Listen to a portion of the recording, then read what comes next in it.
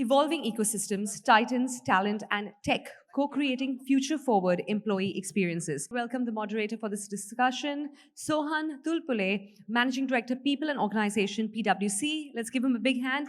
Sohan, if you could please take the center seat. And keep the applause coming for our panelists, Vikram Tandon, advisor to the Group Chairman, Adani Group. Welcome, Mr. Tandon. A round of applause, ladies and gentlemen. Keep that coming. Pooja Bansal, Executive Vice President and CHRO, Piaggio, India. A round of applause, ladies and gentlemen, for Ms. Bansal. Let's put our hands together for Govindraj, MK, CHRO, Myntra.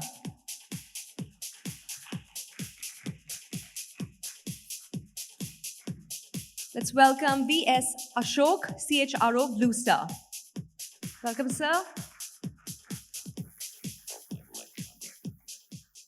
A round of applause, please, for Ashutosh Sharma, Vice President and Group Head HR, BN Group.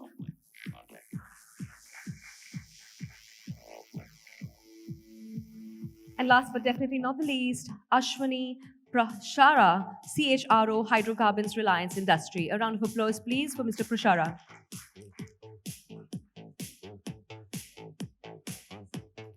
Welcome, sir. Sohan, handing it over to you. Sure. Hello. Yeah. So very good afternoon, everyone, all the participants and my fellow panelists. I think it has been a really engaging and enriching day so far, where we have touched upon a lot of aspects of HR, right from HR in government space. We have looked at reskilling, upskilling. We have looked at some of the aspects of how to spot and develop high potentials. So I think it has been a really great day for all colleague HR professionals to learn and grow. I think this session will specifically talk about one aspect on tech and its impact on organization. Now, earlier we had a session which did cover some aspects of the technology in HR, predominantly focused on the onboarding and recruitment side. So the way we look at this session is in two broad buckets. So when we look at tech and tech's impact on the talent, the overall organization, operating models, we have looked at this in two buckets. One is how is the overall tech and digital space changing the way we work?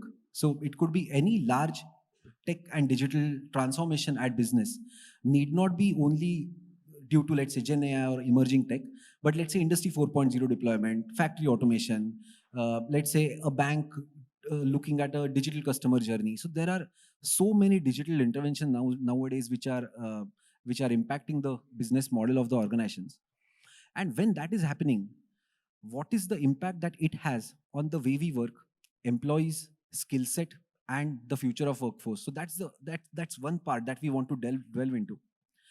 And the second part is when we look at the overall employee experience, as the title suggests of this particular session, what are some of the best use cases that we can think of, maybe in terms of Gen AI or any other automatic intelligent automations, which are seen commonly in industry, which are deployed by HR professionals to basically enhance the effectiveness of processes and even enhance the experience of the employee. So we'll try and touch upon all these aspects. We'll try to keep it as experiential as possible. We'll highlight all the use cases that we have as panelists. And I think it will be a great value add to you all. So let's begin the discussion with that brief context.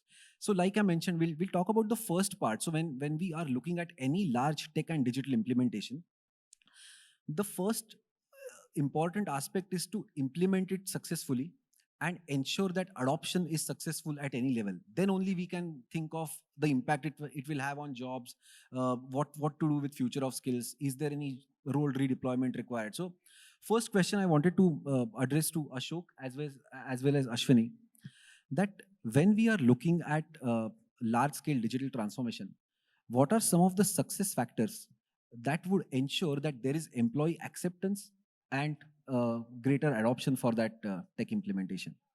Yeah, thank you, Sohan. So, good evening, everyone. I think I will try and answer this in giving an example. Sure. Two, an example which is successful and the one which is not so successful, and different from HR, by the way. So, the one which was not successful was to do with a remote monitoring cell. Okay. So you know, Blue Star is into air conditioning, and we have something called as chillers, which keep the hall cool. Now these chillers are across the country, and how do you monitor them and change the settings and ensure it works at an optimum performance? So when we started, we thought as a model of monetizing this entire model, but for a couple of years we were not successful. So both the stakeholders, whether it is the employee or the customer, both of them were not into the game. And when we reflect back, we feel that what was more important was the customer experience part. Okay, when you are giving this as a value added service, then it makes much more sense. So in simple words, when a technology helps us in our day-to-day life in adding value and solving some problem, either reducing cost or reducing downtime, then it is pretty easy. The other example which I can give you is from the factory. So we have many manufacturing plants, and we started this connecting. It is not really AI; it is more of IoT. Yeah. So we are connecting all the machines, right? And over a period of time, we could connect the entire all the machines, and we could get a lot of data with respect to availability of machine, utility of machine, efficiency, cost, quality, downtime, everything. Yes. So this has helped uh, the plant in a much better way in terms of improving production, planning, scheduling, down everything. It was aiding to production managers, KRA or day-to-day life. So there it went off very successfully from the day one. There was no great resistance, even though we were thinking that there will be huge resistance. So this resistance did not come. So to summarize, I suppose it is about adding value to the stakeholder is the important thing, and also the purpose and objective. What are we trying to solve? Because the monetizing thing did not happen, but when we change the lens to customer experience, then it worked fine. Very true. Yeah. Any inputs? Yeah, Ashwani. Thank you. Good afternoon, and absolute honor and privilege to be here this afternoon. I think this was so aptly captured with those two examples. Let me just try and give a little bit of context in terms of what we are seeing here right now. There's no question that the digital world is creating tsunamic disruption. Okay, I think that's an established fact. The other piece I think we need to recognize is that we've started to use some of these words as our vocabulary now, and they become buzzwords. Okay, AI, Gen AI, transformers, etc., so on and so forth. Specifically, if we were to think about execution and what will make a success out of it, I would like to believe there are a few things that we need to be cognizant of. First, there has to be a need, to do it. Just don't do it because that's the way to go, or that's what everybody is doing. Second, the recipients need to see value in what they're receiving. I think that's really what was also talked about. That's the second thing. Third, it cannot be a push down approach. You have to create a need or a want, people wanting this to happen. To me, those are three critical pieces, and I'll just share with you an example where from COVID times, and I know we are past, and that's not time that we want to talk about, but COVID changed the world overnight. I think it moved. They say adversity creates opportunities, and I think COVID did that. If you really think about it, there were a lot of positives out of COVID, and what we did as an organization was created a platform virtually overnight for a daily check-in of our workforce. And I'm talking about 10 lakh people, our workforce, their families, so on and so forth, every single day. And every single day, people were meant to log in, state how they were feeling. If there was any red flag, the first point of call was a doctor, and then you went into specialists, you took care and sorted it out. Now, what did this do? There clearly was a need, right, in terms of where we were going with it. The people felt it was of value to them, and the outcome was just phenomenal. So I think those are stuff that we Yeah. need to be cognizant of as we start to look at it. Agree. I think fairly. I think one of the biggest or the most important part in any implementation, like both of them highlighted, is what's in it for me. The employees have to be convinced that why we are doing this, and then the adoption really picks up. It may be an experiential implementation, like Ashwani talked about, to enhance employee experience and well-being, or any large-scale operating model-related transformation. So thanks a lot for those inputs. And so now in the overall value chain, we have, let's say, in an organization deployed a large tech implementation. It has been now adopted. The now next question that employees would think of, that how it is going to impact my job. uh, are we looking at any redeployments in the job, and what's basically the future like, even from a skills point of view? Right now, let's say I have these skill sets as an organization head in my company, and 5 years from now, where do I see these skill sets changing? So on that note, I just wanted to understand more from Ashutosh and Pooja, that when we are looking at these large tech implementations, are there any use cases that you have come across where we were proactive in identifying, okay, these are the jobs that are getting impacted, and there are some redeployment strategies that we can think of, maybe in the job family, outside job family? Some insights on that will be helpful. Yeah, sure. Thank you. Thank you. Hello, everyone. So just to give you a few examples, though organization is way too young, it is 10 years old, but there has been a kind of good story around redeploying the talent or redeploying the talent strategy. So I would start from the sir has end. So we should not bring any change just for the sake of change. We have to look at what and how this change is impacting our business strategy. Look at the business strategy. Look at your ABC assessments. Look at your critical rules, how the rules are changing, how the rules are evolving. Once you look at the rules and you look at the business plan, probably there would be some rule which makes sense to outsource. So we did this kind of analysis in detail, wherein we could find certain rules which make sense to take the advantage of the experts who are sitting outside, who can give us the technological advantage, who can give us the skill advantage. At the same time, look at the career progression. What kind of career progression we can provide to our available talent? If the career progression is there and it makes business sense, then design a strategy around these parameters. Okay. So if you look at the specific role, be it your trading role in an organization or be it your sales role. So you have to tailor made those solution for this talent which has been identified. And believe me, these talents are very, very important, very intelligent. They would understand the gap, skill gap. And while doing the skill gap, don't rely on one aspect. I was listening that I am a professor, wherein there were so many aspects by which you can capture the information. Leverage the technology there. So you are capturing the information through PMS, so PMS scorecard, potential assessment. Look at other aspects as well. Look at employee engagement score of that talent. How good his or her team is engaged. Then integrate all those reports and prepare a plan. Get the buy-in of that employee. Once you will be having the buy-in of the talent, these kind of tailor-made programs would work wonder. So when you are designing your strategy, talent strategy, one size doesn't fit all. You have to have a specific talent differentiated approach for each and every talent. Thank you. Thanks, Ashutosh. So hi, good afternoon, everyone. I think it's a brilliant question with the, we've been talking about technological advancement, AI-driven workforce, tools, techniques, and I agree with you that it shouldn't be followed because it's a buzzword.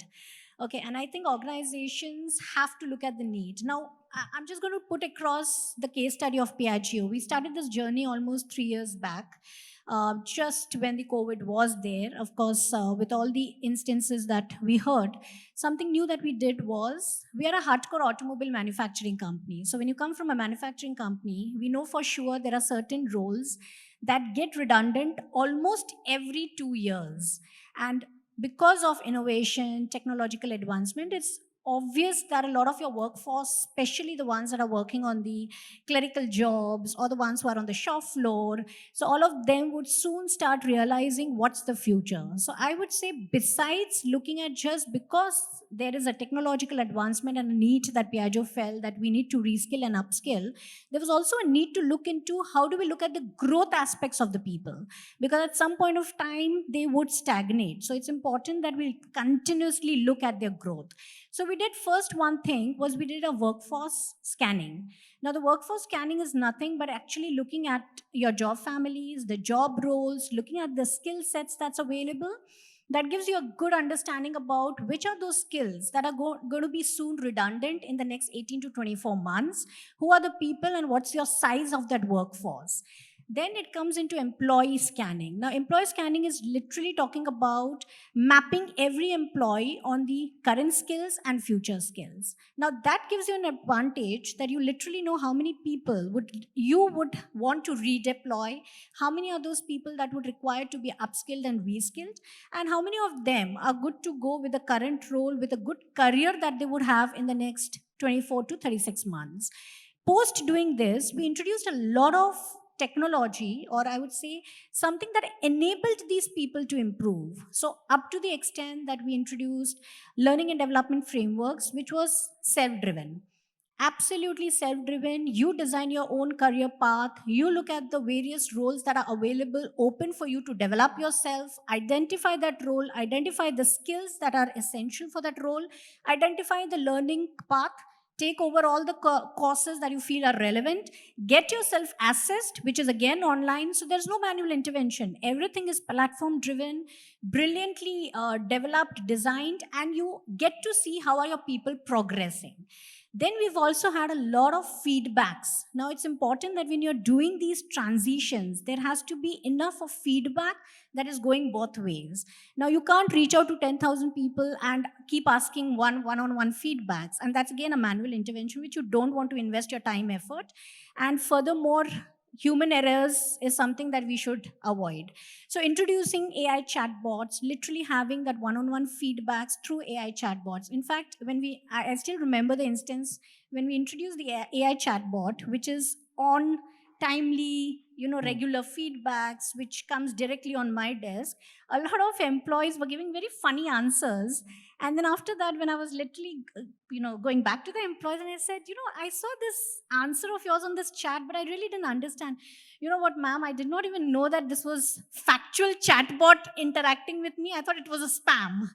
So I think these are little funny moments that happen, and this is why educating the employees is important. And when they understood that, you know what, you give feedback and there's a response coming from the CHRO office, I saw the quality of feedback that improved. And today the feedback that I get is absolutely open, transparent. They can also go to the extent of telling me, you know what, your team is doing a shitty job. Please look into it. I think that's the way of confidence that has developed. So, and another thing that we did was something very interesting is we've been talking about coaching, mentoring. It's not anything new. Actually, it existed for the last 2 decades or 3 decades. But having a virtual coaching assistant, having a virtual mentoring, we've got a mentoring platform where we've registered certified mentors. And when an employee is taking up a course or is taking up a skill building, the employee gets automatically booked with a mentor who specializes in that particular skill. So I think these are things which are platform driven. Take advantage of it. It's not very complicated. While we expect that employees have to change, upskill, reskill, I think even the HR fraternity has to change, upskill, reskill. And it's an experience which helps you to do that. We've got a virtual coaching assistant where the employee is talking to the virtual coaches, and the virtual coaches are giving them the written feedback, helping them to understand what are the tools and modes through which they can improve further, how are they doing on the progress. Everything is available on a click. And you don't need to be in the office. You could be doing while you're traveling. And that's what we keep telling our sales staff, which is almost, to the range of thousands and thousands, that while you're traveling, you're not doing anything, taking a nap. Instead of taking a nap, get on your mobile app, and maybe you should take advantage of all this learning and development that is available to you. So the whole idea is that it's a journey. So we've been able to cover this journey in the past 3 years. And I would not really say that we are yet there. Yeah. With every time that we introduce something and the feedback that we keep getting, we we keep introducing something better, and it's just helping the organization. And trust me, everything can be ROI driven. But how much of employees' experiences do you want to just measure in ROI is what you need to represent to the board. Fair point. I think whenever we are having this large scale redeployments, I think the feedback and the experience capturing is extremely important. And again, I have another question for Govind as well as Vikram, which is slightly interlinked to this. Whenever we are again looking at the redeployment of employees, which is typically, let's say, triggered by Gen AI and emerging tech, there is always a fear within employees in terms of, is this going to result in reduction of jobs?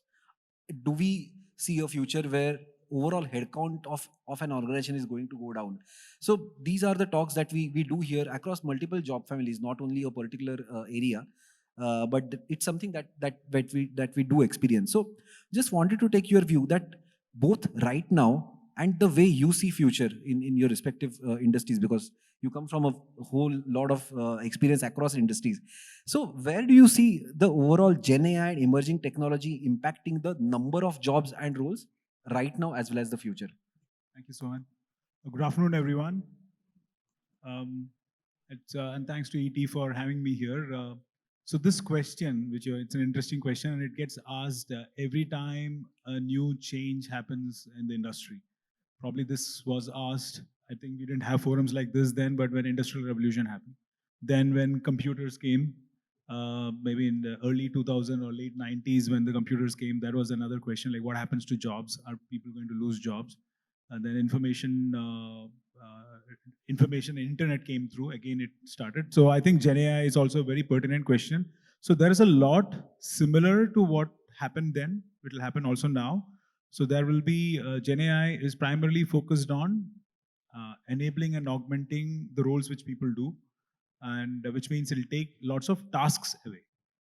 So roles which are very focused on tasks, only doing tasks. So there is obviously going to be question around those roles. But to get to Gen AI, develop Gen AI, manage Gen AI, there are multiple roles which have come up into the organization, including right from the top, at the CX level, which is a CXO level, which is at the chief AI officer, down to then the whole ethics. How do we ensure that the right ethics is followed, then how maintain this, and then constantly evolving aspect. There are multiple jobs which are getting created at the core Gen AI, and then associated with it is the applications of it.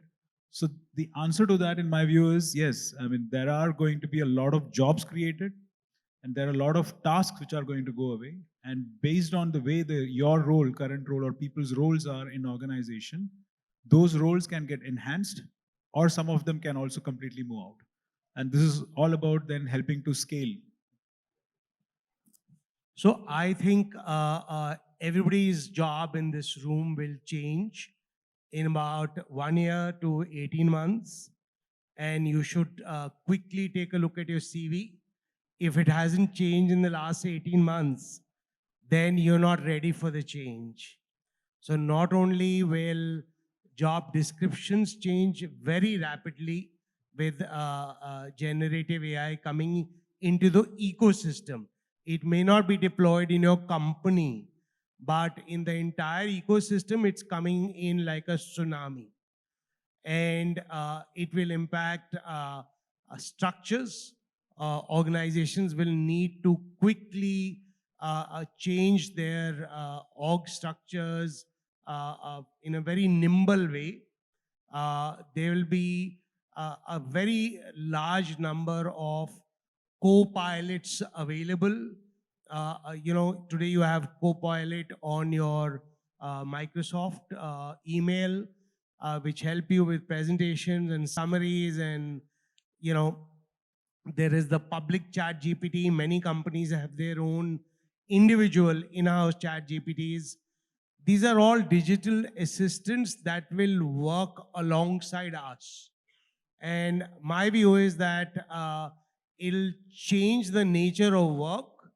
It'll certainly take away many jobs, but as he just said, there will be many new jobs that will come in.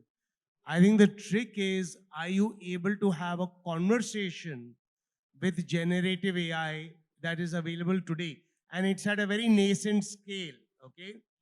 I can tell you in about a year's time, Alexa should be able to tell you, is the marriage working at home or they have a solution? And that's how quickly this thing is going to evolve. So I think the whole question that one must ponder is, organizationally, can we help the organization adapt quickly and ride this wave, because somebody else in competition is certainly doing that. And number two, are we ready for the change, or are we going to be left behind? Because with all these tools available, there are so many other enhanced things that we could do. And that's where this is headed. Thanks a lot, Vikram. I think rightly put across by all the panelists. It is going to impact everyone in big way, and we talked about organizations deploying their own version of Chat GPT or any Gen AI. It's something that we are also doing at our end. And I don't see, and as a consultant, we tend to get on a lot of calls with various clients. I don't think that that day is very far where, we just heard Vikram, that there will be a assistant, a chat assistant, who will join along with me on a call, not only just take notes of what is getting discussed, but comprehend what we are discussing and give 3 points that the bot wants to highlight. And we are doing this in Chat GPT and various Gen AI. So it's just about linking that to a next level, and it is happening in a micro way across all levels. So yes, the nature of job is going to change. There will be reduction, and but there will be new jobs, especially interacting with The consulting companies are going to make a lot of money in this. Another way to look at it would be when the chatbot is with the clients, then what you would reach out to the consulting companies for. But yeah, that's just on a lighter vein. It is going to change the way we work for sure.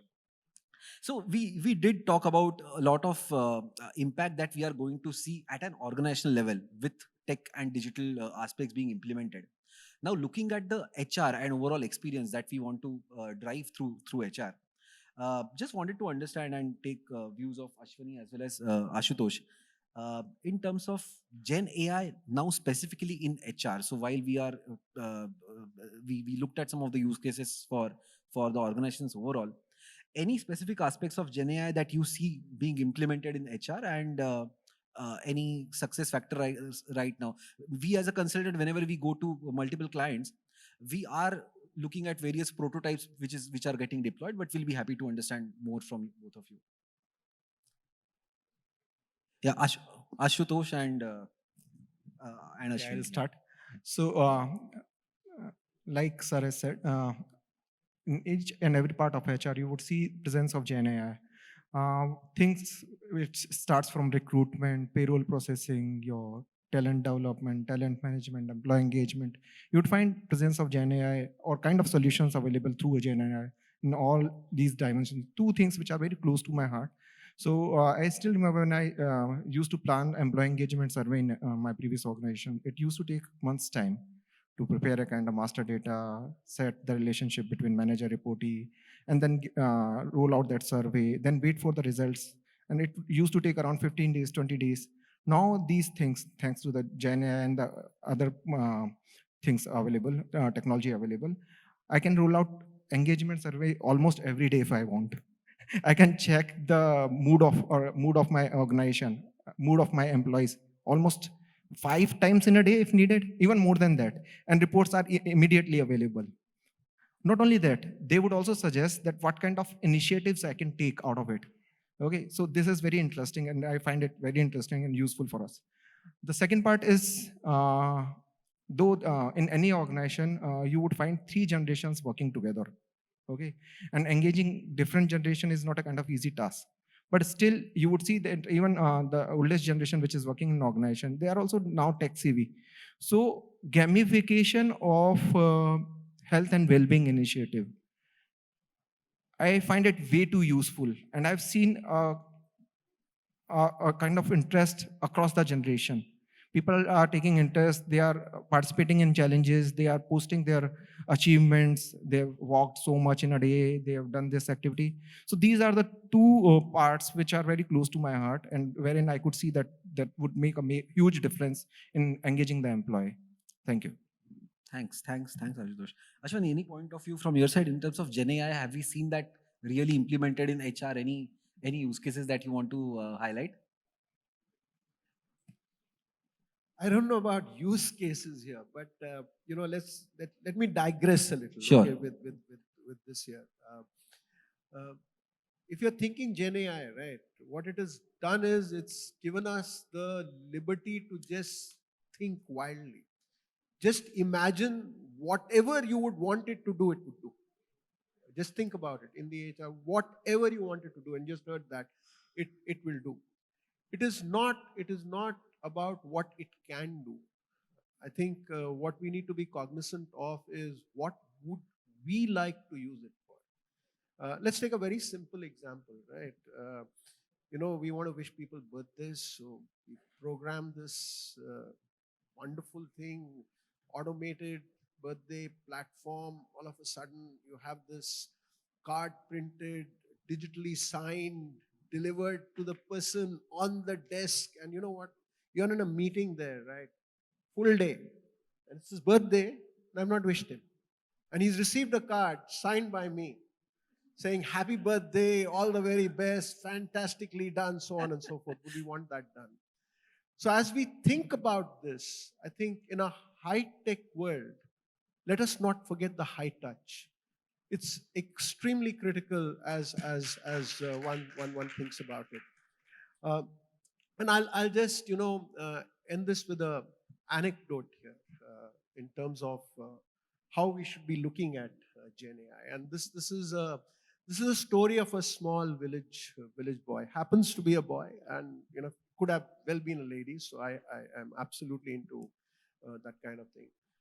And this village boy grew up into a very fine lad, did his engineering, went to an MBA school, came back to the village. And, in a typical village town, you have this, sarpanch, panchayat, which is really the political seat of power. But what you also have is a huge people tree and a, wise old man with flowing beard, gray hair like mine, but much longer, tied in the bun there. Okay. And this is really where the real power rests, right? Because this is a person where everybody goes to when they need any piece of advice. So this young boy now walks up to this wise old man and says, "You know what? I think it's time you retired. You have to retire, right? Because now with all my degrees and everything that I'm equipped to sit under that people tree." So this wise man said, "You know what? This comes with, certain wisdom, years, whatever you might want to call it. It's not something which is, elected or you fight for." But he says, I'm happy to relinquish this. Let's have a challenge, okay? So to cut a long story short, in the interest of time, there is this challenge set, and, you have the panchayat sitting, the entire village comes out in all its finery. It's a big event on that day, and this young lad says, "You know what, I'll only ask you one question. And if you answer that question correctly, I would let you stay here till God decides to take you away from us. Otherwise, you need to relinquish your seat." So he walks up, fist clenched, okay, and says, "There's a bird in my hand. All you have to tell me is this bird dead or is it alive?" Now, this wise man knew he was caught, because if he said that the bird is dead, this young lad would just open the palm of his hand and let the bird fly away. And if he said it's alive, he's just going to clench his fist and open up a dead bird. But he had to answer, right? So what do you think he answered? What do you think he answered? See, and he had, all this time, he had his, hands flowing through his beard and scratching his head, but he had to answer. Absolutely. He said, the answer to that question is in your hands. So what we choose to do with Gen AI, okay, what we choose to do with all this technology that we are so privileged to have, the answer lies in our hands, and we need to use this carefully. Thank you. Thanks a lot, Ashwani. I think that really sets up the tone in terms of how wisely we want to use Gen AI. And really balance the tech aspect as well as the human aspect. I think that really helps. Just going back to the discussion that we had on the chatbot part, and we did talk about when we are looking at GenAI, one of couple of examples that Ashutosh cited were of the chatbot. And we as consultants also, we do see a lot of organizations exploring various chatbots which are there in market. Some of the chatbots could be coming with a particular cloud-based ERP. Some could be standalone chatbots. So just wanted to get a view of you all, maybe Ashok and Vikram, you can pitch in. If let's say someone from audience is looking at implementing a chatbot, any advice that you want to give them in terms of how to evaluate what is the effectiveness? We did hear about chatbot actually pinging employees. What is the effectiveness? What is the right balance between troubling the employees too much and just having a catch up at the right time? Yeah, sure. I think intelligent chatbot is pretty common now, and I think many organizations are already using it. But those who are planning to use, I suppose what comes to my mind is, so we have had this journey in Blue Star where we have this chatbot called Starry. And when it started with, basic questions, information, Yeah. policies and stuff like that. But over a period of time, it has changed quite a lot. So much so that, what Ashwani was saying, during COVID times, we, made some SOS button because, our engineers are all across the place and Yeah. they are very far away from the families. So this button helped us to locate where the person was and give them assistance and stuff like that. Wow. I think the most important, I would say, is the clear objective or clarity about why you want it. Do you want it for basic purposes of information or much more insights? I think that is one. Second, I think when you design, you should design with the user in mind. So it should be user centric. Third, since HR data is pretty confidential, so you need to segregate data to see that how much you have to Yeah. tell, and definitely private data. With all this data protection coming, I suppose that is something which you need to keep this in mind. And fourth is with respect to training is definitely advisable.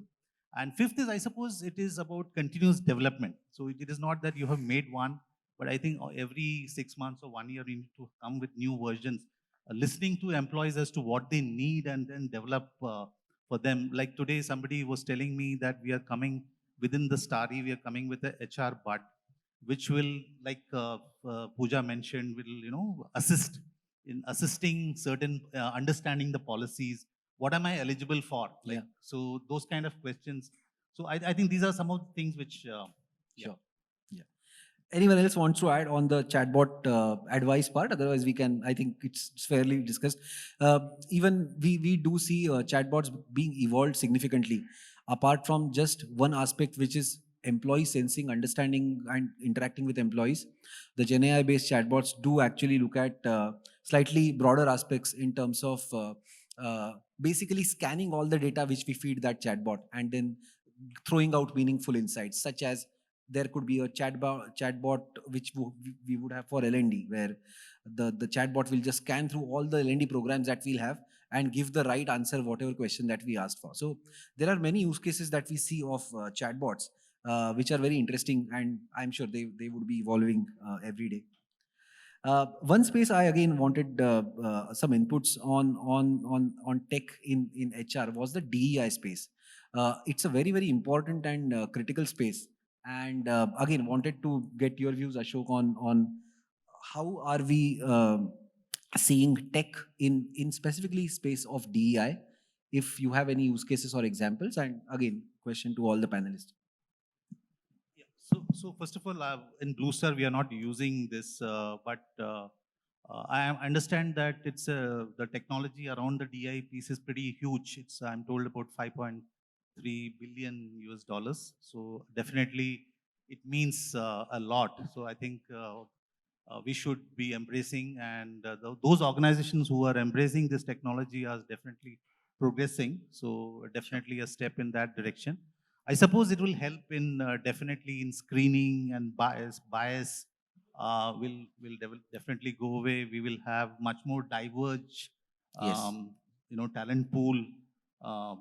There are many advantages. So as technology is, the advantages will be huge for sure. Yeah. Fair point. I think that really sums it up very well.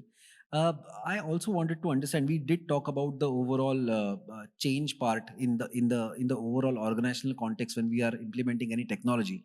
When it comes to HR tech, because we do see a lot of products being evaluated every year. Organizations do keep on adding modules of a particular ERP here and there. So, how do we manage the overall change in HR tech space, and how to ensure that people are really keeping up to it? So, just wanted to get everyone's view on that. I'm tempted to answer. Yes. I feel all large ERPs are dinosaurs. Their ability to integrate, the new technology that is easily available, including ChatGPT 4, with their SaaS products is quite slow. And, it eats into their, the product essentially.